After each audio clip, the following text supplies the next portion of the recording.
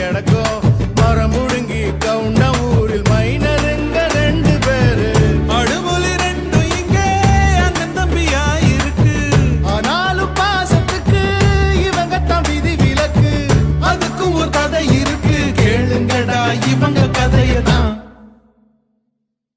வந்தார வாழ வைக்கும் சேரணத்து சீமை இது செவ்வாழ குமரிகள தத்தெடுத்த சொர்க்கம் இது